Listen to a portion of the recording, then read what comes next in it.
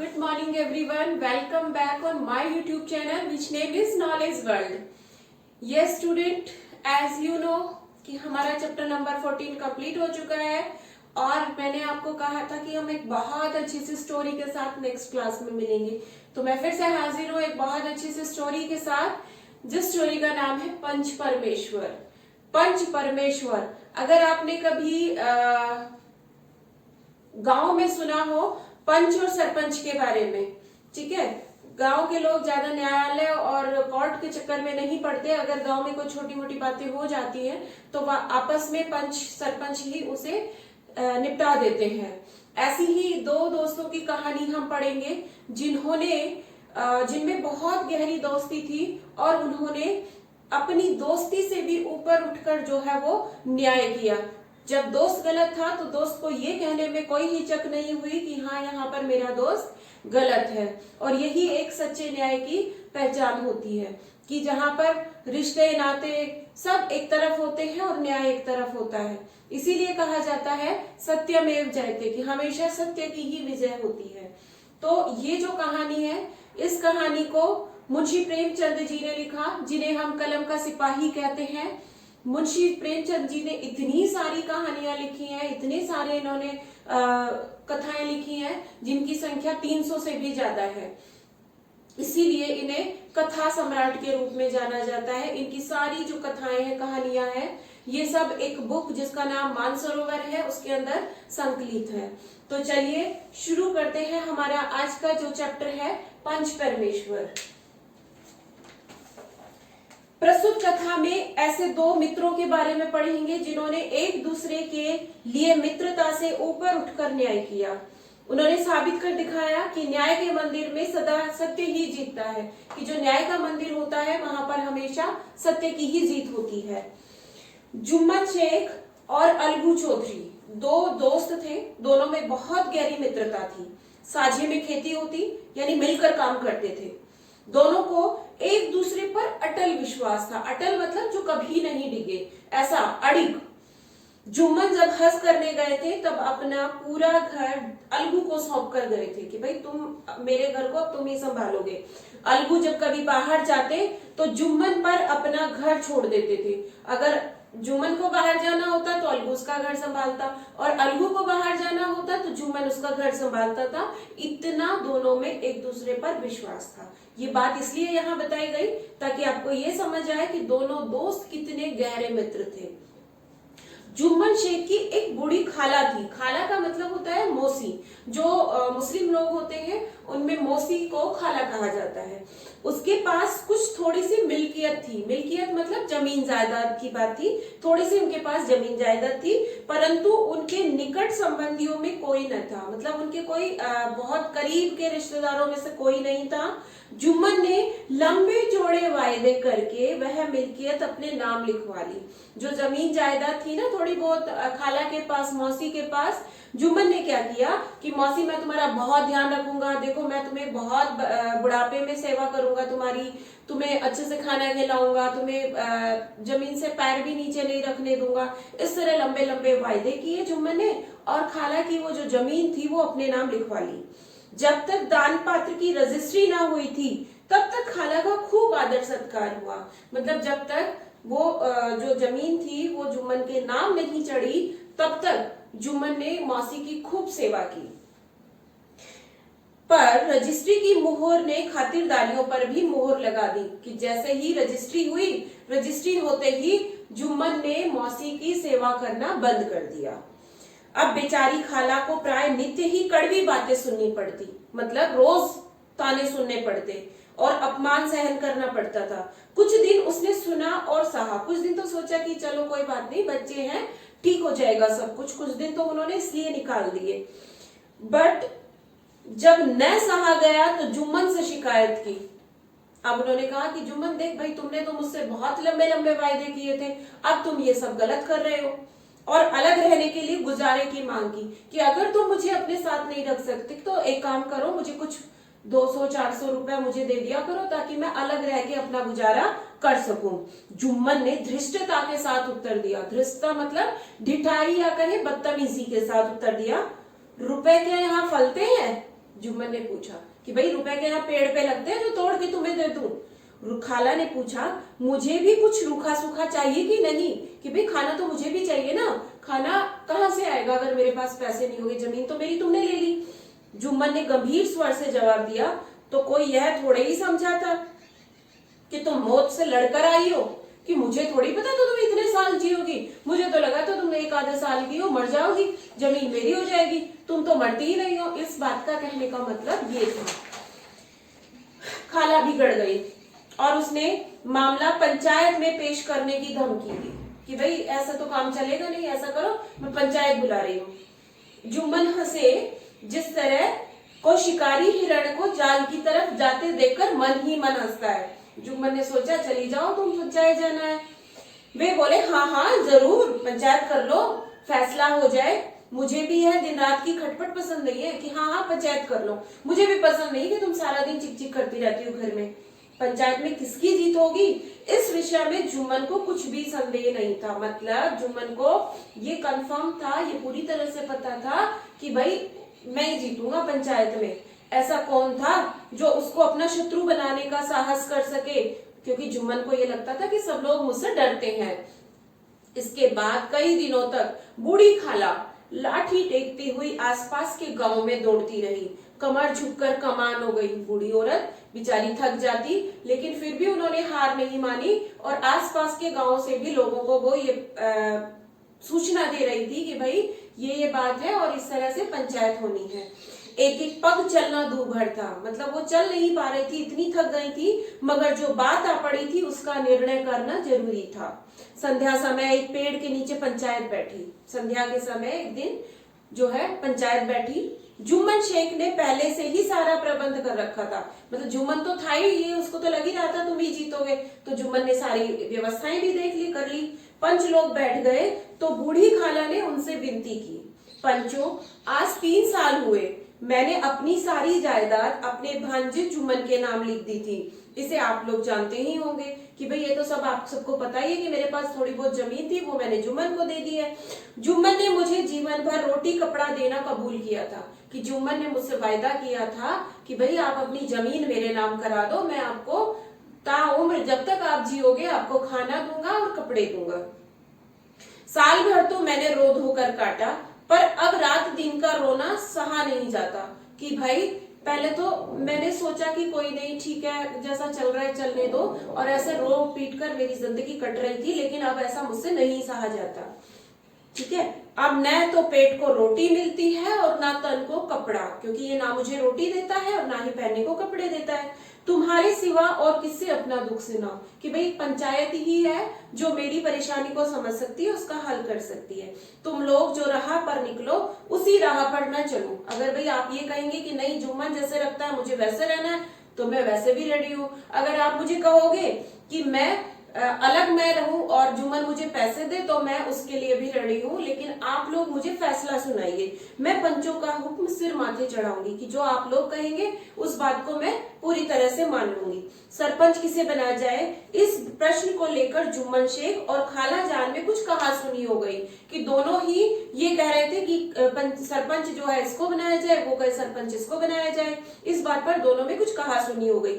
खाला बोली, खुदा से डरो, पंच न किसी के दोस्त होते हैं और न दुश्मन, और तुम्हारा किसी पर विश्वास ना हो तो जाने दो। अलगू चौधरी को तो मानते हो, वो तो तुम्हारा खूब अच्छा फ्रेंड है, तुम ऐसा करो अलगू चौधरी को सरपंच बना दो, तो मैं उन्हीं को सरपंच बना रही हूँ। जुम्मन शेख तो आनंद से फूल उठे, यानी जुम्मन तो बड़ा खुश हो गया कि अलगू तो मेरा दोस्त है, अब मेरा दोस्त मेरे खिलाफ थोड़ी बोलेगा। परंतु भावों को छिपाकर बोला, अलगू चौधरी ही सही, मेरे लिए जैसे रामधन मिश्र वैसे ही अलगू, कि भाई मुझे कोई फर्क नहीं पड़ता, सरपंच कोई भी बन जाए, बना दो, अलगू को बना दो। जुम्मन को पूरा विश्वास था कि अब बाजी मेरी है, कि भाई अब तो फैसला मेरे ही पक्ष में आएगा, क्योंकि सरपंच जो है वो कौन बन गया, मेरा दोस्त बन गया। पर जब अलगू चौधरी ने जुम्मन से जिरह शुरू की, जिरह करना मतलब बहस करना, तो जब बहस शुरू की तो एक एक प्रश्न जुम्मन के हृदय पर हथौड़े की चोट कर रहा था, क्योंकि अलगू इस तरह से प्रश्न पूछ रहा था मानो अलगू जुम्मन को जानता ही नहीं हो। जुम्मन चकित थे कि अलगू को क्या हो गया, अभी ये मेरे साथ बैठा हुआ कैसी कैसी बातें कर रहा था और अब इतनी ही देर में ऐसी काया पलट हो गई, इतना बदल गया कि मेरी ही जड़ खोदने पर तुला हुआ है। क्या इतने दिनों की दोस्ती कुछ भी काम ना आएगी? अब अलगू को ये जुम्मन को ये लगने लगा था कि भाई ये अलगू तो मेरे खिलाफ फैसला देगा, खाला के पक्ष में फैसला देने वाला है। तो इस अलगू को हो क्या गया है, ये मेरे खिलाफ क्यों बोल रहा है? जुम्मन शेख इसी उधेड़बुन में पड़े हुए थे कि अलगू ने फैसला सुनाया।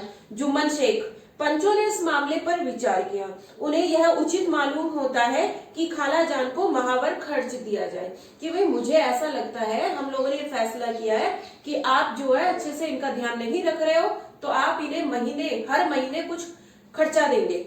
बस यही हमारा फैसला है। अगर जुम्मन को खर्च देना मंजूर ना हो तो रजिस्ट्री रद्द समझी जाए। कि भाई अगर तुम पैसे नहीं दे सकते हो इन्हें, तो जो जमीन तुमने ली है वो जमीन इनकी वापस कर दो। इस फैसले से अलगू और जुम्मन की दोस्ती की जड़ें हिल गई। वे मिलते जुलते थे, लेकिन उसी तरह जैसे तलवार से ढाल मिलती है। ठीक है, कि आपस में कोई ज्यादा प्रेम जो था वो उनका खत्म हो चुका था, प्रेम से नहीं मिलते थे। जुम्मन के चित्त में मित्र की कुटिलता आठों पहर खटका करती थी। जुम्मन अब अलगू को अपना मित्र नहीं बल्कि शत्रु समझने लगा था। किसी तरह बदला लेने का अवसर ढूंढ रहा था। ऐसा अवसर जल्दी ही जुम्मन के हाथ आया। अलगू चौधरी बटेसर एक जगह का नाम है, बटेसर से 2 बैलों की बहुत अच्छी जोड़ी लाया था। देव योग से जुम्मन की पंचायत के 1 महीने बाद ही इस जोड़ी का एक बैल मर गया। जो जोड़ी का मतलब 2 बैल, तो अलगू जो है वो 2 बैल खरीद के लाया। ठीक है, उनमें से एक बैल मर गया। जब अब एक बैल मर गया तो दूसरा बैल किसी काम का नहीं रहा, तो अकेला बैल किस काम का? निदान यह सलाह ठहरी कि इसे बेच डालना चाहिए। अब अलगू ने सोचा एक बैल तो मेरे किसी काम का नहीं है, तो उसे मैं बेच देता हूँ। गांव में समझू साहू थे, वह इक्का हाँकते थे। इक्का मतलब एक बैल से कुछ काम करवाया जाता है, कोल्हू वगैरह पिसवाए जाते हैं, तो उसको कहते हैं इक्का। एक गाड़ी भी होती है जिसमें गाड़ी लगा के और उसके एक बैल से उस गाड़ी को चलाया जाता है। तो ये जो समझू साहू थे ये इक्का चलाते थे, यानी उनको एक बैल की जरूरत थी। गांव से गुड़ घी लादकर मंडी ले जाते और मंडी से तेल नमक भरकर गांव लाते और गांव में बेचते। ये काम था समझू साहू का। इस बैल पर उनका मन लहराया मतलब वो बैल उन्हें अच्छा लगा। उन्होंने सोचा यह बैल हाथ लगे तो दिन भर बेखटके 3 खेपो, कि भाई मैं 3 बार जो है शहर जाकर 3 राउंड लगा सकता हूँ शहर के। आजकल तो एक ही खेप के लाले पड़ रहे हैं। बैल देखा, तोल मोल किया और उसे लाकर द्वार पर बांध लिया। 1 महीने में दाम चुकाने का वादा ठहरा कि भाई ये बैल जो है ये मैं ले जाता हूँ, 1 महीने में मैं तुम्हारे सारे पैसे चुका दूंगा। चौधरी को भी गरज थी ही, घाटे की परवाह नहीं थी। थोड़े बहुत दाम में उन्होंने उसे बेच दिया। समझू साहू ने नया बैल पाया तो लगे रगेदने, मतलब उसे इतना काम लेने लगे।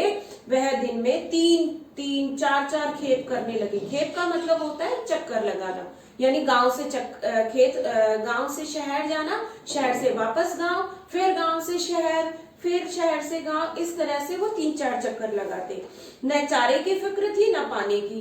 बैल को ना तो चारा खिला रहा था ना पानी पिलाता था टाइम पर, बस खेपों से काम था, बस चक्कर पे चक्कर लगवाता था। मंडी ले गए, वहां कुछ सूखा भूसा सामने डाल दिया। बेचारा जानवर अभी दम भी नहीं ले पाया था, मतलब सांस भी नहीं ले पाया था कि वापस जोत दिया उसे। अलगू चौधरी के घर तो चैन की बंशी बजती थी, मतलब अलगू तो उससे इतना काम लेता ही नहीं था। कहाँ वह सुख चैन, कहाँ यह 8 पहर की खपत।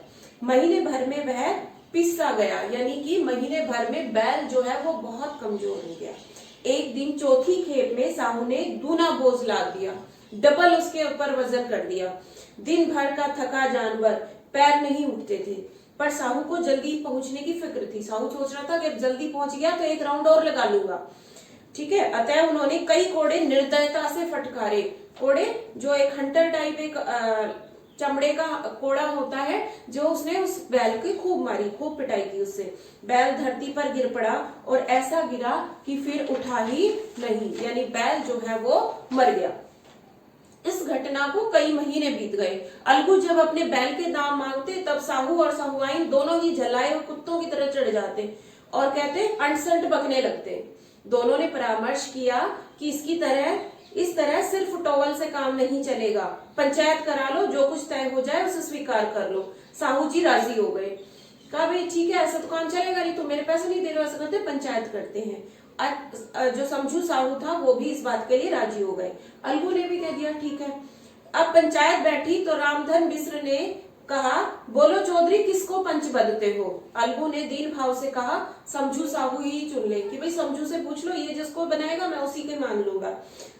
समझू खड़े हुए और कड़क कर बोले, मेरी ओर से जुम्मन शेख, क्योंकि समझू को ये पता था कि अलगू और जुम्मन दोनों में दोस्ती नहीं है, अब दुश्मनी हो गई है। तो उसने कहा कि मैं अगर जुम्मन को अपना सरपंच चुनूंगा तो जुम्मन जो है वो अलगू के खिलाफ फैसला देगा, तो मेरे तो मजे हो गए। जुम्मन का नाम सुनते ही अलगू चौधरी का कलेजा धक धक करने लगा, मानो किसी ने अचानक थप्पड़ मार दिया। किसी ने पूछा, क्यों चौधरी, तुम्हें कोई उज्र तो नहीं, कि भाई तुम्हें तो कोई परेशानी नहीं है ना अलगू चौधरी से। चौधरी ने निराश होकर कहा, नहीं मुझे क्या उज्र होगा, कि भाई मुझे क्या परेशानी है, ठीक है अलगू को बना दो। सरपंच का मुख्य आसन ग्रहण करते ही जुम्मन शेख के मन में अपने जिम्मेदारी का भाव पैदा हुआ। जैसे ही सरपंच की सीट पर बैठा जुम्मन, अब वो अपनी जिम्मेदारी समझ गया कि भाई मेरी जिम्मेदारी यहाँ बैठकर ये नहीं देखना कि मेरे सामने कौन है, मुझे ये देखना है कि सही कौन है।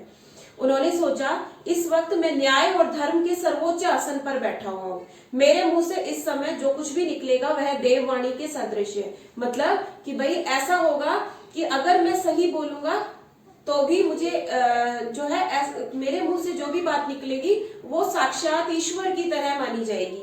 अतः मेरा सत्य से जो भर भी टलना उचित नहीं, कि भाई मुझे गलत नहीं करना है किसी के भी साथ, चाहे वो अलगू ही क्यों ना हो, मुझे सही का साथ देना है। पंचों ने दोनों पक्षों से सवाल जवाब किए।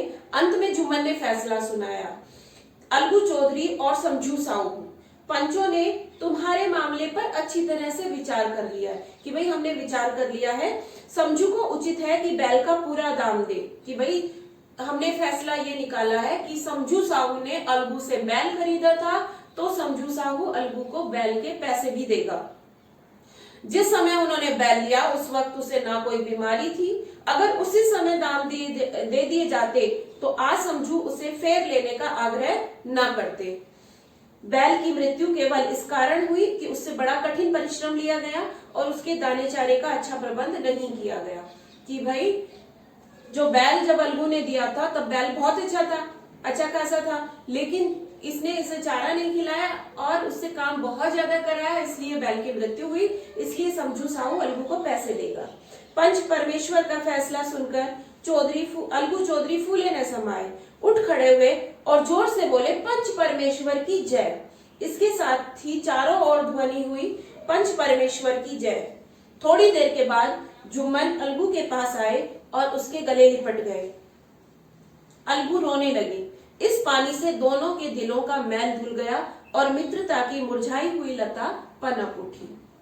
मतलब देखिए, पहले जुम्मन को ये लग रहा था कि अलगू ने जानबूझकर मेरे साथ ऐसा किया, मुझे हरा दिया, लेकिन जब खुद जुम्मन सरपंच बना तो जुम्मन को ये पता चला कि इस सीट की रिस्पॉन्सिबिलिटी क्या है और यहाँ बैठकर हमें सही फैसला करना चाहिए। इसलिए जब उसकी टर्न आई सरपंच बनने की तो उसने भी सही फैसला किया। तो ये बहुत प्यारी सी कहानी जिसे हमने पढ़ा, पंच परमेश्वर, मुंशी प्रेमचंद के द्वारा लिखित। मुंशी प्रेमचंद का कलम का सिपाही कहा जाता है, कथा सम्राट के रूप में जाना जाता है और इनका वास्तविक नाम जो है वो धनपत राय था। ठीक है, इन्होंने 300 से भी ज्यादा कहानियां लिखी हैं और इनकी कहानियां मानसरोवर नामक एक ग्रंथ में संकलित है। इनके द्वारा प्रमुख उपन्यास जो लिखे गए वो है गबन, गोदान, कर्म भूमि, ठीक है, सेवा सदन, ये इनके प्रमुख उपन्यास हैं।